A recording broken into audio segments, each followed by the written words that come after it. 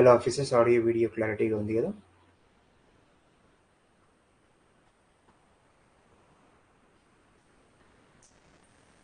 So Akbar academy APSC టీఎస్పీఎస్సీకి సంబంధించి all subjects అందించడం జరుగుతుంది కేవలం 99 రూపీస్కి మాత్రమే. ఓకేనా? So thank you very much. టాపిక్లోకి వెళ్దాం.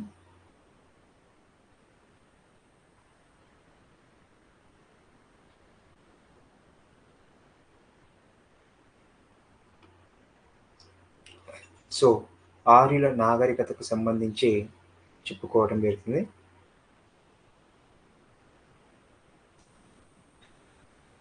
సో సూత్రాలు. సో చూడండి ఆఫీసర్స్, సూత్రాలు అనేవి 4. సో అందులో మొదటిది సులువ సూత్రం. సులువ సూత్రం గృహ నిర్మాణ నియమాల గురించి తెలియజేస్తుంది. అదేవిధంగా యజ్ఞ యాగాల కొరకు హోమగుండాల నిర్మాణం గురించి కూడా తెలుపుతుంది. సో ఇందులో అంశాలు గనక ప్రధానంగా గమనిస్తే రేఖాగణిత మూలాలు ఉన్నాయి అని చెప్పుకోవచ్చు. ఆ తర్వాత శ్రౌత సూత్రం, ఇది కర్మకాండలు యజ్ఞ యాగాల గురించి తెలుపుతుంది. అదేవిధంగా రాజు చేయవలసినటువంటి యజ్ఞాల గురించి కూడా తెలుపుతుంది. ఓకే, దీనిని అపస్తంభుడు లేదా అవస్తంభుడు రచించడం జరిగింది.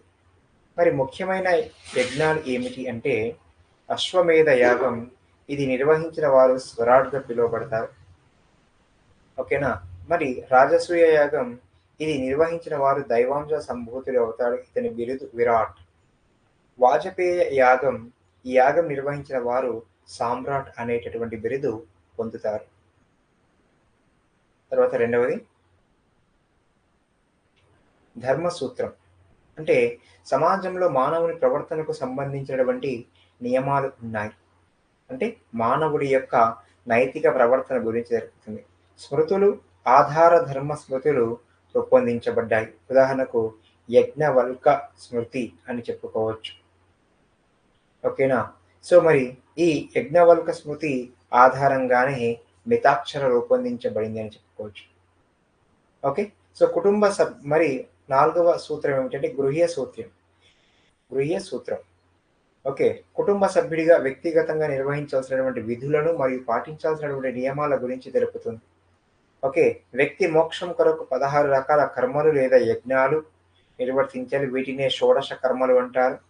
మరి ఇందులో 11వ కర్మనే వివాహం అని చెప్పుకోవచ్చు. శూద్రులకు, స్త్రీలకు యజ్ఞాలు చేసే అర్హత లేదు, వీరు ద్విజులు కాదు అని కూడా తెలుపుతుంది. ద్విజులు అనగా రెండవ జన్మలు కలవారు, అంటే 2 సార్లు జన్మించిన కాదు, ఉపనయనం రెండవ జన్మ అవుతుంది.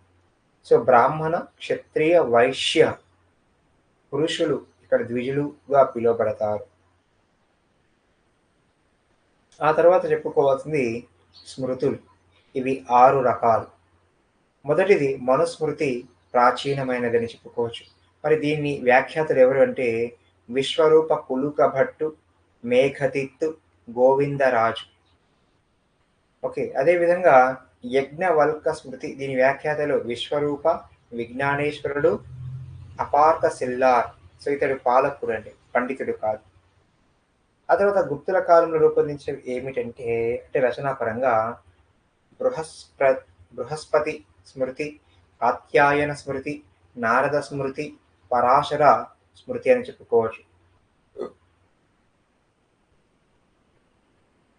ఆ తర్వాత ఇతర సాహిత్యం. సో పురాణాలు మరియు ఇతిహాసాలు కూడా ఆర్యుల గురించి తెలుపుతున్నాయి. ఓకే, సో ముందుగా పురాణాల గురించి తెలుసుకుంటే మొత్తం పురాణాలు 18, వీటిని అష్టాదశ పురాణాలు అంటారు. వీటిని రచించింది వ్యాస మహర్షి. ఓకేనా? వ్యాసుడి యొక్క కుమారుడు సూత మహాముని ఋషులకు బోధించాడు వీటిని, పురాణాలను. ఓకేనా?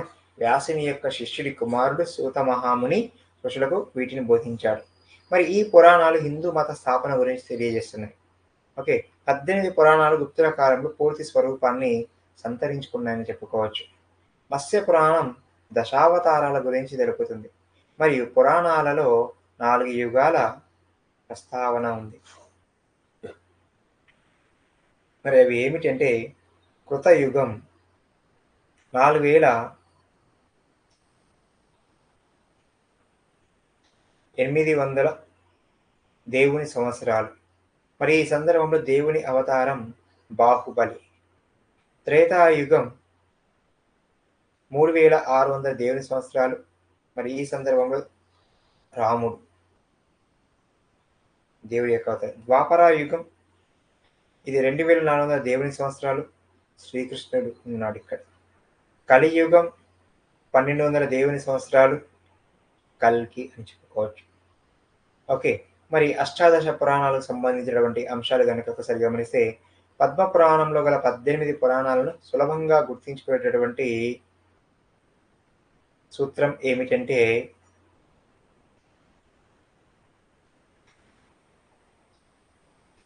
మద్వయం భద్వయం భ్రత్రయం వచతుష్టయం అనాపలింగ కు స్కాని పురాణ పృథక్ పృథక్. ఓకే. సో ఇది కోడ్‌గా చెప్పుకోవచ్చు.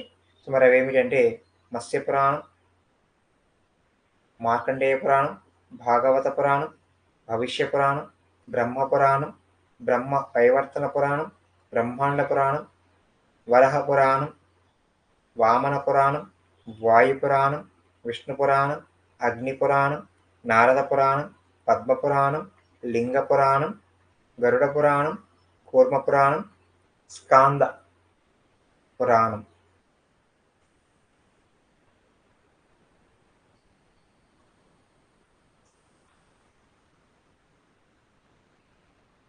మరి ఇతిహాసాలు గురించి గమనిస్తే,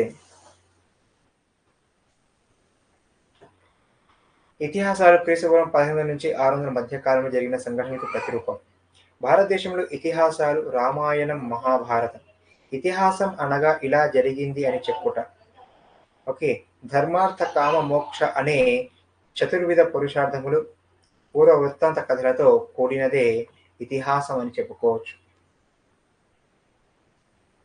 మరి గమనిస్తే రామాయణం ముందుగా, దీనికి ఆది కావ్యం అని కూడా పేరు. సంస్కృతంలో దీనిని మొదటగా రాసింది వాల్మీకి.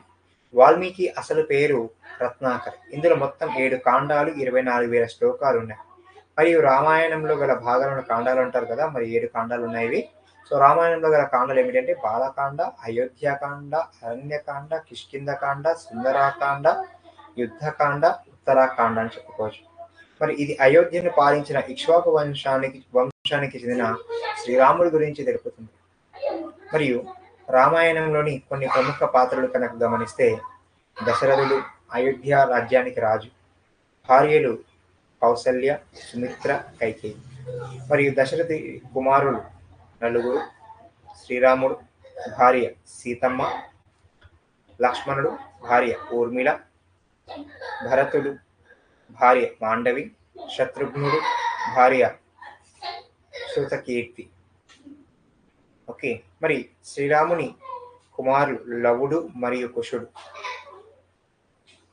రావణుడి భార్య మండోదరి. రావణుడి సోదరులు విభీషణుడు, కుంభకర్ణుడు. రావణుడి కుమారులు ఇంద్రజిత్తు మరియు అక్షయ కుమారుడు. వాల్మీకి రాసిన రామాయణానికి అనేక భారతీయ భాషలలో అనువాదాలు ఉన్నాయని చెప్పుకోవచ్చు. సో వివిధ భాషలలో రాసినటువంటి మొదటి వ్యక్తులు తమిళంలో కంబన్, బెంగాలీలో కృతివ్యాసుడు, తెలుగులో గోన బుద్ధారెడ్డి రంగనాథ రామాయణం, కన్నడలో పంప, హిందీలో తులసీదాస్ రామచరిత మానస్. ఓకే. రామచరిత మానస్ అంత ప్రసిద్ధి చెందినటువంటి హనుమాన్ చాలీసా ఉంది అని చెప్పుకోవచ్చు. సో ఆ తర్వాత చెప్పుకోవాల్సింది మహాభారతం. దీనిని మొదట వేదవ్యాసుడు సంస్కృత భాషలో రాశారు. ముందుగా 8800 శ్లోకాలు ఉండేవి. మొదటి పేరు జయ సంహిత మహాభారతానికి. తర్వాత మహాభారతంగా మారిందని చెప్పుకోవచ్చు. అయితే 1,00,000 శ్లోకాలు ఉన్నాయి. ఆ తర్వాత కాలంలో చేర్చబడ్డాయని చెప్పుకోవచ్చు. అయితే మహాభారతాన్ని 18 భాగాలుగా విభజించారు. ఆ భాగాలను పర్వాలు అంటారు. సో 18 పర్వాలు ఉన్నాయి. ప్రపంచంలోనే అతిపెద్ద గ్రంథంగా మహాభారతం ప్రసిద్ధికెక్కింది. మరి దీని గల ఇతర పేర్లు పంచమవేదం, రజ్మనామ, శత సంహిత అని చెప్పుకోవచ్చు. మహాభారతంలో కురుక్షేత్ర సంగ్రామం కౌరవులు, పాండవుల మధ్య జరిగింది. ఈ యుద్ధం క్రీస్తుపూర్వం 3000 సంవత్సరాల నుంచి 1000 మధ్య జరిగి ఉండవచ్చని అంచనా వేస్తున్నారు. ఈ పోరాటం ప్రస్తుతం హర్యానాలోని కురుక్షేత్రంలో జరిగిందని చరిత్రకారుల అభిప్రాయం. కురుక్షేత్ర యుద్ధం 18 రోజుల పాటు జరిగింది. మహాభారతం సృష్టిలోని ప్రతి వ్యక్తి తన ధర్మాన్ని నిర్వర్తించాలని బోధిస్తుంది. అదేవిధంగా చాతుర్వర్ణ వ్యవస్థను ఆమోదిస్తుంది. ముక్తి సాధనకు కర్మయోగం,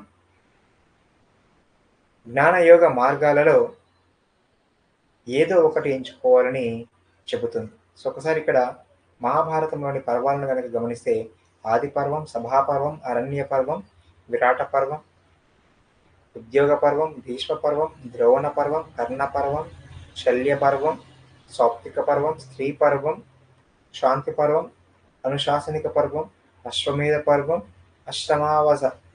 ఆశ్రమావాస పర్వం, మౌసల పర్వం, మహాప్రస్థావిక పర్వం, స్వర్గారోహణ పర్వం.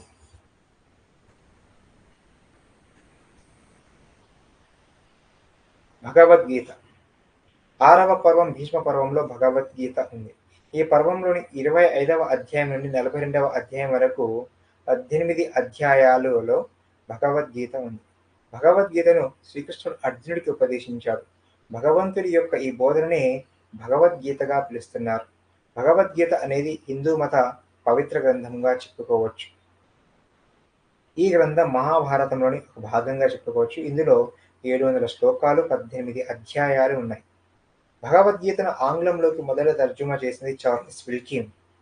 పర్షియన్ భాషలోకి అనువాదం చేసింది దారా షుకో.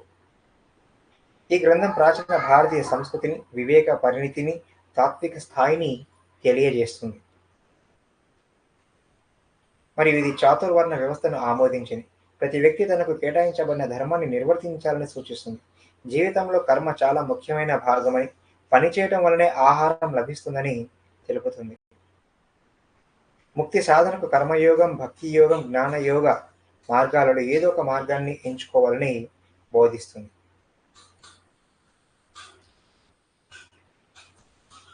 మహాభారతాన్ని తమిళంలోకి అనువాదం చేసింది పురందేవనార్. అయితే మహాభారతాన్ని తెలుగులోకి అనువాదం చేసింది కవిత్రయం నన్నయ్య, తిక్కన్న, ఎర్రన. అయితే నన్నయ్య మొదటి 2.5 పర్వాలు. ఓకే, ఏవేవి? ఆది పర్వం, సభాపర్వం, అరణ్య పర్వం. ఓకేనా? సో ఆది పర్వం పూర్తి చేశారు, సభాపర్వం పూర్తి చేశారు, అరణ్య పర్వం సగభాగమే పూర్తి చేశారు.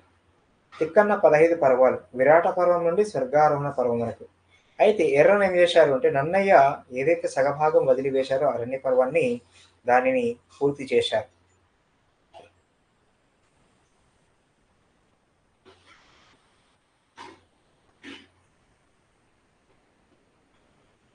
మహాభారతంలోని ముఖ్య పాత్రలను గమనిస్తే శ్రీకృష్ణుడు మరియు శ్రీకృష్ణుడు యొక్క భార్యలు రుక్మిణి, సత్యభామ,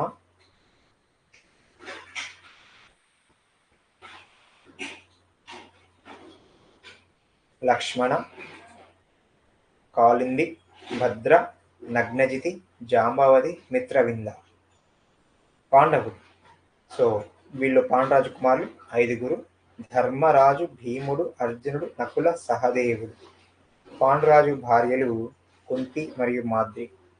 ద్రౌపది ఇక్కడ పాండవుల భార్యగా పిలువబడుతుంది. సుభద్ర అర్జునుడి భార్య, శ్రీకృష్ణుడి యొక్క సోదరి. గాంధీవం అర్జునుడి యొక్క ధనస్సు పేరు. కౌరవులు ధృతరాష్ట్రుడి కుమారులు 100 మంది. ఇంకో కుమార్తె కూడా ఉంది. ఓకేనా? ఆమె పేరే దుశ్చల లేదా దుశ్శల. దుర్యోధనుడు ధృతరాష్ట్రుడి యొక్క పెద్ద కుమారుడు. దుశ్శల కౌరవుల ఏకైక సోదరి. గాంధారి దుర్యోధనుడి యొక్క తల్లి మరియు ధృతరాష్ట్రుడి యొక్క భార్య. సో ఆరుల చరిత్రను 2 రకాలుగా విభజించడం జరిగింది. సో వీటికి సంబంధించినటువంటి అంశాలు నెక్స్ట్ క్లాస్లో తెలుసుకుందాం. Okay, thank you very much officers. All the best.